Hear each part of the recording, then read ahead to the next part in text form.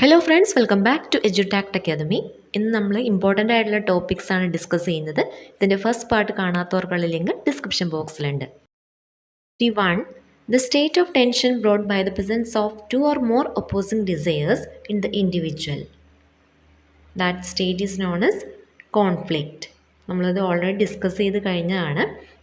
3 different types of conflicts: approach conflict, approach avoidance conflict and avoidance conflict. Opposing desires എന്നത് പോസിറ്റീവായ കാര്യങ്ങൾ മാത്രം വരാം, അല്ലെങ്കിൽ നെഗറ്റീവായ കാര്യങ്ങൾ മാത്രം വരാം, അല്ലെങ്കിൽ പോസിറ്റീവും നെഗറ്റീവും ഒരുമിച്ച് വരാം. അങ്ങനെ വരുമ്പോൾ നമ്മുടെ മനസ്സിൽ പെട്ടെന്ന് തീരുമാനം എടുക്കാൻ പറ്റാത്തൊരവസ്ഥയുണ്ടല്ലോ, അതാണ് കോൺഫ്ലിക്ട്സ് എന്ന് പറയുന്നത്. ഉദാഹരണം നമുക്ക് നോക്കാം. 52. A girl who is faced with the choice of taking part in a dance competition or in painting competition held at the same time, both of which hold promises of success. ഒരേ സമയം dance കോമ്പറ്റീഷനും painting കോമ്പറ്റീഷനും നടക്കുന്നു. ഏതിൽ പങ്കെടുത്താലും കുട്ടിക്ക് first prize ഉറപ്പാണ്. അങ്ങനെ ഒരു സിറ്റുവേഷനിൽ ഏതിൽ പങ്കെടുക്കണം എന്ന് ആ കുട്ടിക്ക് പെട്ടെന്ന് തീരുമാനം എടുക്കാൻ പറ്റാതെ വരുന്നു. അത് ഏത് കോൺഫ്ലിക്റ്റാണെന്നാണ് ചോദിച്ചിരിക്കുന്നത്. ഇവിടെ രണ്ടും പോസിറ്റീവായിട്ടുള്ള കാര്യങ്ങളാണ്. ഡാൻസ് കോമ്പറ്റീഷന് പങ്കെടുത്താൽ ഫസ്റ്റ് പ്രൈസ് കിട്ടും, അതേപോലെ പെയിൻറ്റിങ് കോമ്പറ്റീഷനിൽ പങ്കെടുത്താലും ഫസ്റ്റ് പ്രൈസ് കിട്ടും. അങ്ങനെ വരുമ്പോൾ ഉള്ള കോൺഫ്ലിക്റ്റാണ് അപ്രോച്ച് കോൺഫ്ലിക്റ്റ്. രണ്ട് പോസിറ്റീവായ കാര്യങ്ങളാണ് വന്നിരിക്കുന്നത്. രണ്ടോ അതിൽ കൂടുതലോ പോസിറ്റീവ് കാര്യങ്ങൾ വരാം, പോസിറ്റീവ് കാര്യങ്ങൾ മാത്രം വരുന്നത്, അതാണ് approach conflict. 53. A boy planning to adopt some means of malpractice in examination for pass, but at the same time he is afraid of being caught by the teacher. എക്സാമിന് പാസ്സാകണമെങ്കിൽ copy അടിച്ചാൽ മാത്രമേ സാധിക്കൂ എന്ന് ഉറപ്പുള്ളൊരു കുട്ടി at the same time copy അടിക്കുന്നത് teacher പിടിച്ചാലോ എന്ന് പേടി കൂടിയുണ്ട്. അപ്പോൾ കുട്ടിയുടെ മനസ്സിൽ കോപ്പി അടിച്ച് ജയിക്കുക എന്നുള്ള ഒരു പോസിറ്റീവായിട്ടുള്ള കാര്യവും അതേപോലെ തന്നെ ഒരു പേടിയുമുണ്ട്. ടീച്ചർ പിടിച്ചാലോ എന്നുള്ളൊരു പേടി കൂടിയുണ്ട്. അത് നെഗറ്റീവായിട്ടുള്ള കാര്യമാണ്. അപ്പോൾ ഒരു പോസിറ്റീവായിട്ടുള്ള കാര്യവും നെഗറ്റീവായിട്ടുള്ള കാര്യവും, that is approach avoidance conflict. 54. A boy must do his arithmetic homework or get a spanking. അതായത് ഒന്നെങ്കിൽ കുട്ടി ഹോംവർക്ക് ചെയ്യണം, അല്ലെങ്കിൽ ഹോംവർക്ക് ചെയ്യാത്തതിന് അടി വാങ്ങണം. രണ്ടും കുട്ടിയെ സംബന്ധിച്ചിടത്തോളം നെഗറ്റീവായിട്ടുള്ള കാര്യമാണ്. ഹോംവർക്ക് ചെയ്യാനും വയ്യ, അടി കിട്ടുന്നതും പേടിയാണ്. രണ്ട് നെഗറ്റീവായ കാര്യങ്ങളെയും കുട്ടി ഒഴിവാക്കാനാണ് ഇവിടെ ശ്രമിക്കുന്നത്. That is avoidance conflict. Approach കോൺഫ്ലിക്റ്റിൽ എന്തായിരുന്നു? ഏതിനെ സമീപിക്കണം എന്നുള്ളൊരു ആശയക്കുഴപ്പമാണ്. അതാണ് അപ്രോച്ച് കോൺഫ്ലിക്റ്റ്. അപ്രോച്ച് അവോയ്ഡൻസിൽ ഒരു കാര്യത്തെ സമീപിക്കണം അല്ലെങ്കിൽ ഒരു കാര്യം ചെയ്യണം, പക്ഷേ അതോടൊപ്പം ഉണ്ടാകാൻ സാധ്യതയുള്ള കാര്യത്തെ ഒഴിവാക്കുകയും വേണം. So approach avoidance conflict. Forceful attacking activity that can be in the form of either physical, verbal or symbolic or all the three. ഇത് ഡിഫൻസ് മെക്കാനിസത്തിൽ വരുന്നതാണ്. അഡ്ജസൻറ്റ് മെക്കാനിസം നമ്മൾ ഡീറ്റെയിൽ ആയിട്ട് ഡിസ്കസ് ചെയ്തിട്ടുണ്ട്, അത് കാണുക. ഇവിടെ ആൻസർ വരുന്നത് അഗ്രഷനാണ്. ബാക്കിയുള്ള ഡിഫൻസ് മെക്കാനിസത്തിൻ്റെ എക്സാമ്പിൾസ് കൊടുത്തിട്ടുണ്ട്. 56. A boy who fails in academic subjects may save his self-esteem by distinguishing himself in athletics is an example of. അതായത് അക്കാദമിക് സബ്ജക്ട്സിന് ഫെയിലാവുന്ന കുട്ടി അത്ലറ്റിക്സിൽ അവൻ്റെ വിജയം കണ്ടെത്തുന്നു. ഇത് ഏത് ടൈപ്പ് അഡ്ജസൻറ്റ് മെക്കാനിസം ആണ്? കോമ്പൻസേഷനാണ്. Next one, adopting the feelings, attitudes and achievements of others as one's own. അതായത് മറ്റുള്ളവരുടെ വേദനകളും ദുഃഖങ്ങളും നേട്ടങ്ങളും ഒക്കെ സ്വന്തം കാര്യങ്ങളായി കാണുന്നു. That is identification. Next one, accusing others for one's own fault is an example of.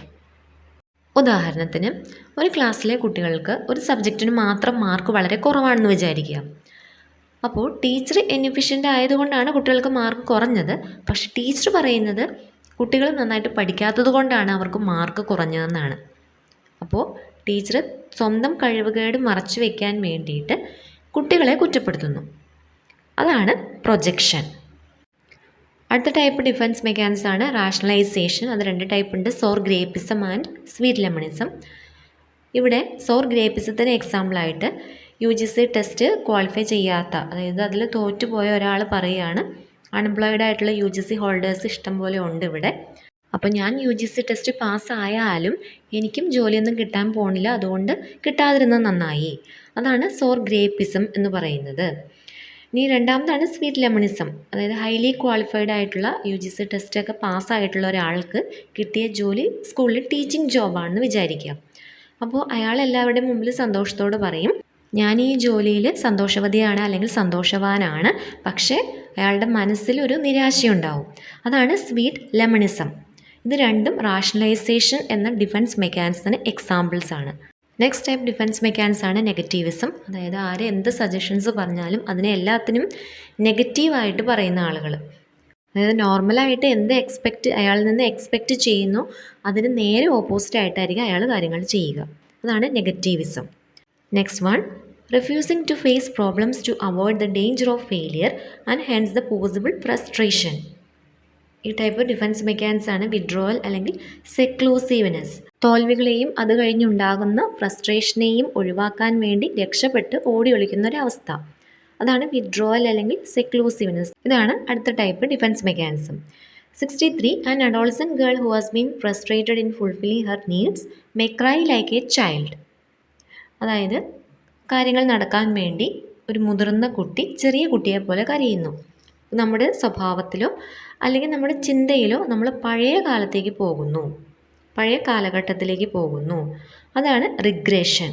An individual forgets by pushing down into the unconscious any thoughts that arouse anxiety. ഇത് റിപ്രഷൻ എന്ന് പറയുന്ന ഡിഫൻസ് മെക്കാനിസം ആണ്. അതായത് നമുക്ക് പെയിൻഫുള്ളായിട്ടുള്ള experiences, ഷെയിംഫുള്ളായിട്ടുള്ള thoughts, അതേപോലെ നമുക്ക് ഒരിക്കലും നടക്കില്ല എന്ന് ഉറപ്പുള്ള നമ്മുടെ സ്വപ്നങ്ങൾ, ആഗ്രഹങ്ങൾ, ഇതെല്ലാം നമ്മൾ അൺകോൺഷ്യസ് മൈൻഡിലേക്ക് പുഷ് ചെയ്ത് കളഞ്ഞിട്ടുണ്ട്. ഇങ്ങനെയുള്ള ഡിഫൻസ് മെക്കാനിസം ആണ് repression. 65. An unmarried woman interested in children may give expression to her repressed maternal urges by becoming nurse is an example of. ഇത് സബ്ലിമേഷൻ എന്ന ഡിഫൻസ് മെക്കാനിസം ആണ്. ഇതേപോലെ തന്നെ മറ്റൊരു ഉദാഹരണമാണ്, കുട്ടികളില്ലാത്ത ഒരു ടീച്ചറുടെ ക്ലാസ്സിലെ പാവപ്പെട്ട കുട്ടികൾക്ക് അവർക്ക് പഠിക്കേണ്ട സൗകര്യങ്ങൾ ഒരുക്കി കൊടുക്കുന്നു. ടീച്ചർക്ക് കുട്ടികളില്ല, അപ്പോൾ ടീച്ചറിന് കുട്ടികളോടുള്ള വാത്സല്യം ടീച്ചറുടെ ക്ലാസ്സിലെ കുട്ടികളോട് കാണിക്കുന്നു. ഇത് സബ്ലിമേഷന് എക്സാമ്പിളാണ്. 66. A child who runs away from school while it is running is called truancy. Thinking of thinking, that is metacognition. When a person's learning in one situation influences his learning and performance in another situation, that is known as transfer of learning. Transfer of learning തന്നെ 3 രീതിയിലുണ്ട്: positive transfer, negative transfer and zero transfer. Positive transfer എന്നത് ഒരു സിറ്റുവേഷനിൽ ഒരു കുട്ടി പഠിക്കുന്ന കാര്യം മറ്റൊരു സിറ്റുവേഷനിൽ ഉപകാരപ്പെടുന്നുണ്ടെങ്കിൽ അത് പോസിറ്റീവ് ട്രാൻസ്ഫർ ആണ്. ഒരു സിറ്റുവേഷനിൽ പഠിക്കുന്ന കാര്യം മറ്റൊരു സിറ്റുവേഷനിൽ നെഗറ്റീവായിട്ടുള്ളൊരു എഫക്റ്റാണ് ഉണ്ടാക്കുന്നതെങ്കിൽ അത് നെഗറ്റീവ് ട്രാൻസ്ഫർ ആണ്. ഇനി ഒരു സിറ്റുവേഷനിൽ പഠിക്കുന്ന കാര്യം മറ്റൊരു സിറ്റുവേഷനിൽ യാതൊരു എഫക്റ്റും ഉണ്ടാക്കുന്നില്ല എങ്കിൽ അത് സീറോ ട്രാൻസ്ഫർ ആണ്. 69. Learning in one situation facilitates the learning in another situation, that is positive transfer. 70. Learning in one task makes the learning of another task harder, that is negative transfer. Learning of particular task has no effect on the learning of another task. Answer is zero transfer. Stimulus response theory, Thorndike. Trial and error theory, Thorndike. Classical conditioning, Pavlov. Operant conditioning, Skinner. Learning by discovery, Brunner. Field theory, Kurt Lewin. Social constructivism, Vygotsky. Inside learning theory, Kohler. ഇനി motivation എന്ന word വന്നത് മോട്ടം എന്ന Latin വേർഡിൽ നിന്നാണ്. മോട്ടത്തിൻ്റെ meaning ആണ് motion. Then manipulation of mental representation of information. That process is known as thinking. Difference between the child's capacity to solve problems on his own and his capacity to solve them with assistance is known as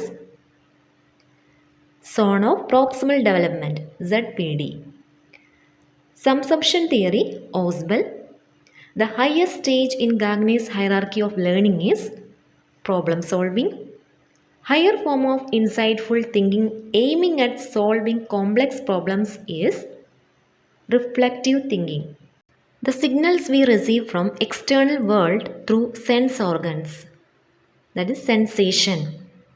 The interpretation of received signals on the basis of experiences is known as perception.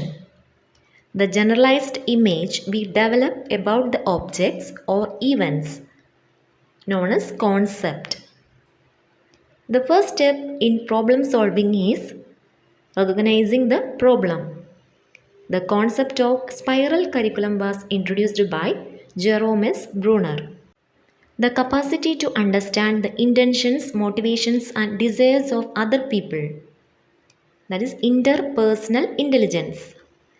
The capacity to understand oneself, to appreciate one's feelings, fears, and motivations. That is intrapersonal intelligence. S-shaped learning curve is concave convex curve. The reinforcement is given after a fixed number of correct responses. That is fixed ratio reinforcement schedule. 95. The person in whom life energy flows inward are termed as introvert. The person in whom life energy flows outward are termed as extrovert. The period of transition when changes if attitude and behavior are most rapid. That is adolescent stage.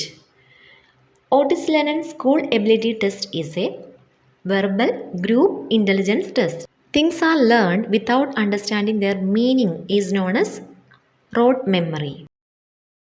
ഇനി stages of human development ആണ്. First stage എന്ന് പറഞ്ഞാൽ prenatal stage ആണ്, from conception to birth. Then infancy, from birth to 3 years. Third one childhood, from 3 to 12 years ആണ്. അതിൽ early childhood വരുന്നത് 3 to 6 years later childhood വരുന്നത് 6 to 12 years ആണ്. Fourth stage ആണ് adolescent stage. From 12 to 19 years ആണ് adolescent stage വരുന്നത്. ഇതിൽ early Adolescence എന്ന് പറയുന്നത് 12 to 15 years ലേറ്റർ അഡോളസെൻസ് എന്ന് പറയുന്നത് 15 to 19 years ആണ്. ഫിഫ്ത്ത് സ്റ്റേജ് അഡൽട്ട്ഹുഡ് ആണ്, ബിയോണ്ട് 19 years.